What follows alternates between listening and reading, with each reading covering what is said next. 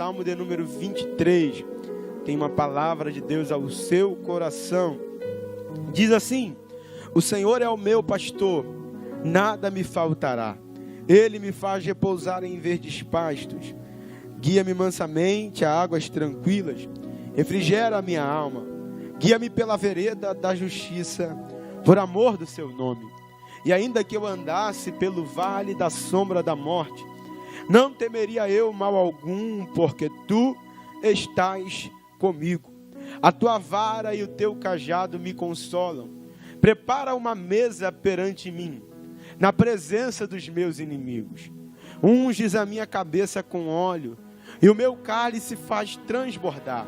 Certamente que a bondade e a misericórdia me seguirão todos os dias da minha vida, e habitarei por longos dias na casa do Senhor. Amém? Esse texto que nós acabamos de ler é um texto muito conhecido de todos nós. Tenho certeza que grande parte dos irmãos que estão nos acompanhando já ouviu alguém falar a respeito desse texto, já até mesmo falou, ou se você nunca ouviu alguém falar, ou até mesmo falou, você já leu, ou já teve um quadro, ou um adesivo, um dizer, com pelo menos a primeira parte desse texto: o Senhor é o meu pastor, nada me faltará. É um texto que está em muitas casas, é um texto que está em muitos quadros, é símbolo de muitas fé, da fé de muitas pessoas, e de fato é um texto que disputa grande notoriedade, por que não dizer que é um dos salmos mais conhecidos? Com ele, nós temos o Salmo 91, mas segundo alguns teólogos, o Salmo 23 ainda desponta um pouco mais em notoriedade, pelo fato de ser um pouco menor e ter uma acessibilidade um pouco maior. De fato, é conhecido de todos nós, mas existem algumas verdades que o Espírito Santo ministrou ao meu coração, e eu quero ministrar para a sua vida nessa noite, e que essa palavra seja como uma flecha, que acerte o seu coração e incendeie a sua alma. O texto começa dizendo que Davi começa cantando: o Senhor é o meu pastor, nada me faltará. E essa parte é uma parte muito disputada, é uma parte muito comentada por muitas pessoas, até pelo fato de toda a parte da Bíblia que se trata ou se refere à palavra ter, é uma palavra que mexe com os nossos corações. Materialista como somos, no século 21, tudo aquilo que diz vai ganhar, vai ter, vai receber, os nossos olhos se esgalam, nossa alma se balança, a nossa euforia aumenta, de maneira que achamos uma oportunidade de receber algo, de ter algo. Mas se você analisar juntamente comigo, você vai ver que a profundidade desse texto, ou a profundidade deste salmo, não é baseada ao ter. De fato, não é necessário trazer-te para o original, onde traz uma compreensão maior a respeito desse primeiro verso. Mas só se você olhar ao respeito desse salmo inteiro, você vai ver que a grande alusão aqui não é o fato de ter. A grande notoriedade aqui não se dá pelo que eu vou ter ou o que eu vou deixar de ter. Não. Se você leu comigo, você vai perceber: o Senhor é o meu pastor e nada me faltará. Ele me faz, Ele me leva, Ele refrigera, Ele me guia, por amor do seu nome. Ainda que eu ande pelo vale da sombra da morte, não temerei mal algum, porque Ele está comigo. O teu cajado me consola. Ele prepara uma mesa, Ele derrama óleo na minha cabeça e transborda. Ele tem bondade e misericórdia, e essas me seguirão. Então perceba que não está baseada aqui no ter, mas a grande parte aqui está baseada na presença de Deus. O que o salmista quer frisar ao nosso coração, o que o salmista quer liberar sobre a nossa alma, é que a presença de Deus é mais importante do que temos ou com aquilo que deixamos de ter. É que a presença de Deus é mais importante do que eu ter. Ele está dizendo: a tua presença para mim é suficiente. O que não pode faltar para mim é a tua presença. O que não pode faltar para mim é a tua presença. E eu quero liberar uma palavra aqui. Eu imagino que o salmista deve estar dizendo mais ou menos o seguinte: o Senhor é o meu pastor, e Ele não pode me faltar, ou Ele não me faltará. Seja nos momentos bons, Ele está comigo, e nos momentos maus, Ele permanece comigo. Eu posso viver sem ter, mas sem ter a presença dEle não há vida em mim, porque a vida que eu tenho é por causa da presença dEle. Eu quero liberar uma palavra sobre o teu coração nessa noite de quinta-feira: que não te falte a presença de Deus, que não te falte a graça de Deus. Que, meu irmão, eu vou liberar uma palavra sobre a tua vida, que os teus celeiros se transbordam, que a tua casa se alargue, mas que a tua casa, os teus celeiros sejam fartos da presença de Deus, sejam cheios da presença daquele que vive. Oh, meu irmão, deixa eu liberar para o teu coração, que a presença de Deus seja o centro da tua casa, o centro da tua vida, o centro do teu lar, porque é isso que não pode faltar na nossa vida. É o que o salmista está dizendo: eu não me vejo, eu não me imagino sem a presença dEle. A gente se adapta, aprende a viver, tendo ou não tendo. A gente aprende a viver com muitas coisas. Eu estava ouvindo aqui o pastor Humberto na terça-feira, estava ouvindo online, e ele disse uma coisa muito importante, que quando Marta chega diante de Jesus, Marta chega diante de Jesus e diz: mestre, se tu estivesse aqui, Lázaro não teria morrido. Ele está dizendo: o que matou Lázaro foi a falta da tua presença. O que matou Lázaro foi a tua ausência. E a ausência de Jesus tem trazido morte a muitas vidas, a muitos corações. Tem feito terrenos que antes eram férteis se tornarem terrenos baldios. Mas eu profetizo que nesse instante, aonde você estiver, o Espírito Santo está agora derramando sobre a tua vida, sobre a tua casa, está fazendo e te convidando a abrir o teu coração para que Ele faça morada na sua vida. Que nessa quarentena não te falte a presença do Espírito Santo, mas eu te convido novamente a falar em línguas, a sentir o arrepio, a sentir a graça, a sentir a presença, a sentir aquela vontade de orar, a sentir aquela vontade de ler a Bíblia, porque você acha que isso vem de você? Não, até a vontade de buscar Ele vem dEle. É Ele que te convida a orar, Ele te convida a ler a Bíblia. Meu irmão, então que essa presença agora inunde o teu coração, inunde a tua vida e te traga de volta para próximo do altar. Oh, meu irmão, eu tenho dito isso e vou repetir: podem fechar as portas da igreja, mas nunca tirarão a igreja de dentro de você. Você é a igreja, e não deixe que tua igreja seja um terreno vazio, sem a presença daquele que é o fundamento, a pedra fundamental, a pedra de esquina angular. A presença de Jesus esteja sobre a tua vida. O que Davi está dizendo é: eu não posso viver sem a presença dele. Eu não posso estar distante da presença dele, porque não há vida em mim fora dele. Eu me lembro de Pedro, e como é lindo isso aqui. Cristo endurece a mensagem, e muita gente corre e vai embora. Muita gente desiste, para de o acompanhar, para de o seguir. Aí Jesus olha para os discípulos e diz: vocês não vão não? Vocês vão querer continuar? Vão querer ficar? Aí Pedro toma a palavra e diz: para onde iremos nós? Se só tu tens as palavras de vida eterna, para onde iremos nós? Para quem iremos nós? Se só tu tens as palavras de vida eterna. Irmãos, é tempo da igreja entender e pararmos de disputarmos das nossas futilidades a respeito do ter. Por tempo baseamos a nossa vida e baseamos alguém pela quantidade de seguidores que tem no Instagram, pelos seguidores que tem no Facebook, pelos inscritos que tem no YouTube. Você não é baseado por aquilo aquilo que você tem, mas nós somos conhecidos por aquele que está em nós, Cristo Jesus. É Ele que tem que ser o centro da nossa vida. É Ele que é o centro dos nossos corações. Oh, eu sinto a presença de Deus nessa noite.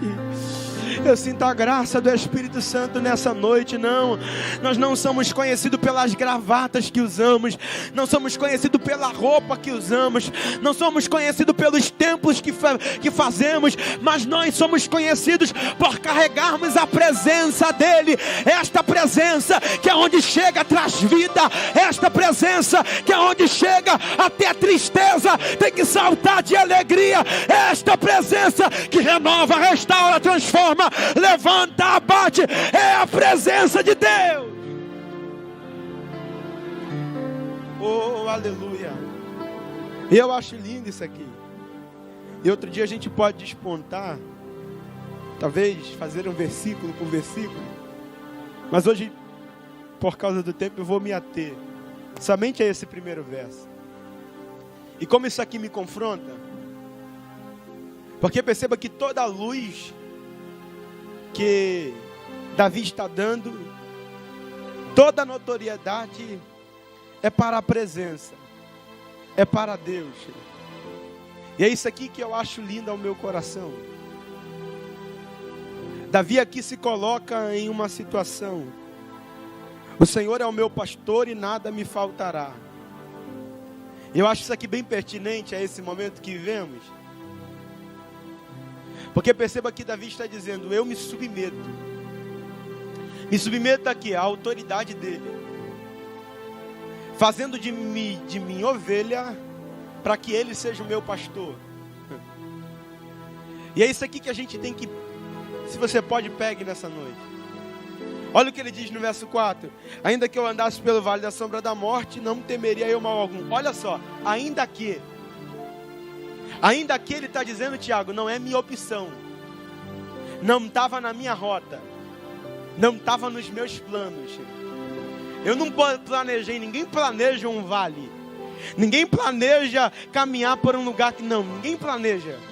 Ele está dizendo, ainda que eu ande, mesmo que não seja vontade minha, mas dele, mesmo que não seja opção minha, mas dele, mesmo que não estava nos meus projetos, passar por isso, viver isso, entrar desta maneira, sair dessa maneira, eu me coloco na posição de ovelha e deixo as minhas vontades para viver as dele. Deixo os meus desejos para viver os deles, ainda que ele me conduza por caminhos que eu jamais iria, que eu jamais optaria por ir. Eu vou, mas o que eu não aceito é ficar longe dele, longe da graça dele, longe da presença dele. Meu irmão, eu sei que talvez você não está entendendo muita coisa, mas deixa eu liberar a palavra. Não é hora de entender, é hora de saber. Eu tenho um Deus, eu tenho um pastor, e ainda que as coisas saiam do meu controle, ele não perdeu o controle de nada.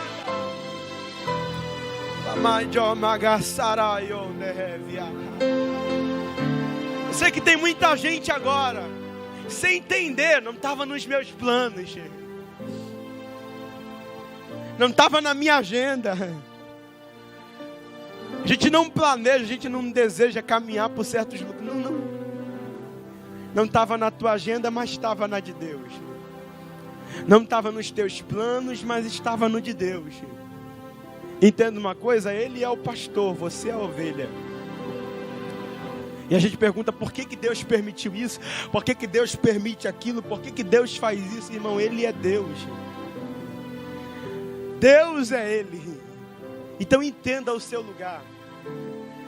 E a palavra que eu quero trazer para o seu coração é essa: entenda o seu lugar. Davi já começa cantando, ele é o pastor, eu a ovelha.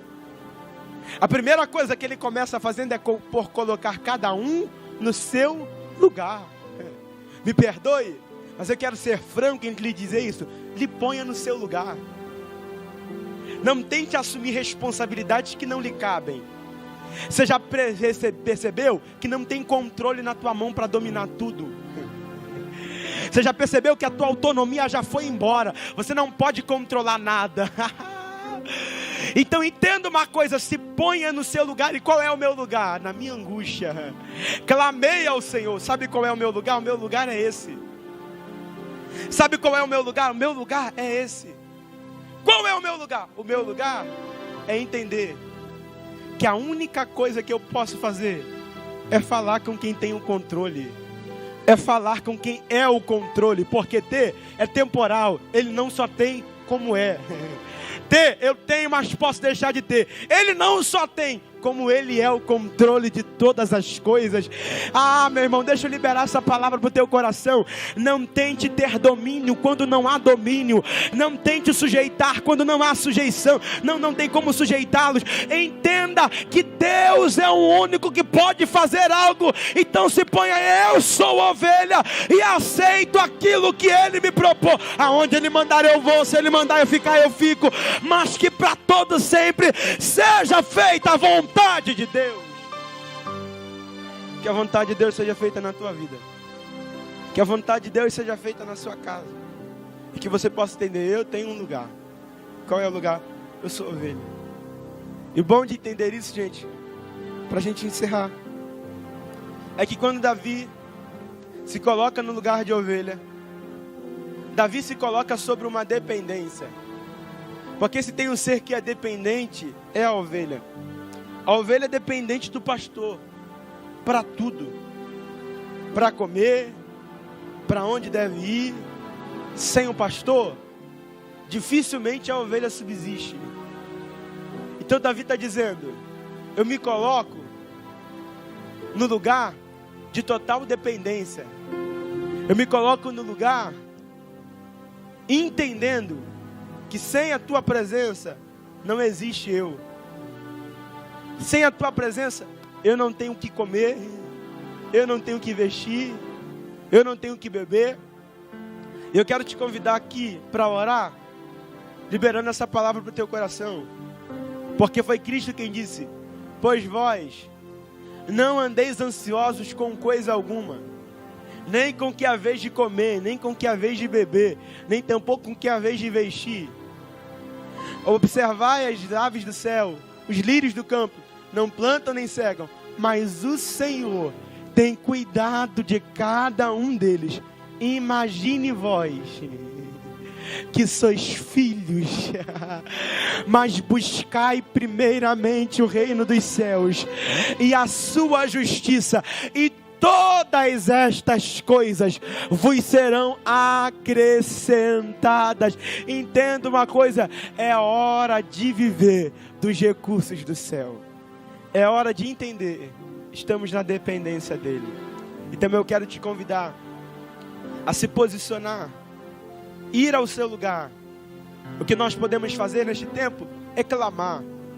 Irmão, me perdoe, mas não vá pensando que você, poxa, irritado com o governador, com o presidente, com o prefeito, vai mudar alguma coisa.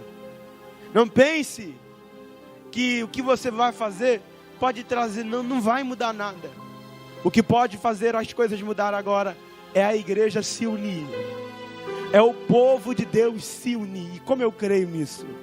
Alguém pode achar que é antiquado, é antigo, mas não, eu creio ainda que se a igreja se unir para orar, que se a igreja se unir para clamar, se a igreja se unisse para orar, da mesma forma que uns se unem para se promover, Deus já tinha respondido, já tinha enviado resposta. Não é hora, não, é hora da gente se unir, mas para clamar, é hora da gente se unir, mas para orar aquele que pode enviar uma resposta. Então eu te convido agora, onde você estiver, eu te convido a juntos orarmos ao Senhor. Fecha os teus olhos, onde você estiver, e vamos clamar a Ele. Ó Deus das nuvens, Deus da glória, diante da Tua presença estamos nessa hora, Espírito Santo, para clamarmos ao Teu santo nome. Senhor, a tua palavra diz: clama-me e responder-te-ei. E eu creio que tem resposta, Pai. Eu creio que tem resposta para essa casa. Eu creio que tem resposta para essa família. Eu creio que o Senhor pode enviar uma resposta para o mundo. Eu creio, Pai. Espírito Santo, nós te clamamos em prol dos teus filhos. Tantos filhos teus que foram acometidos, ó Pai, por essa enfermidade, por esse vírus. Que o Senhor possa trazer cura, que o Senhor possa trazer restauração.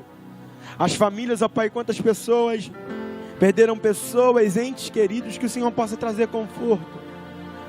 E Espírito Santo, nós te clamamos como teus filhos. Ó Pai, se planejaste algo, Espírito Santo, o teu povo se arrepende do mal que fizeste. Espírito Santo, que haja arrependimento, conduz os teus filhos ao arrependimento, para que os teus filhos possam viver a tua boa, perfeita e agradável vontade. Ó Deus, nós clamamos ao teu nome porque cremos. Cremos que o Senhor pode fazer. Cremos que o Senhor pode entrar. E cremos que o Senhor tem resposta. Em nome de Jesus.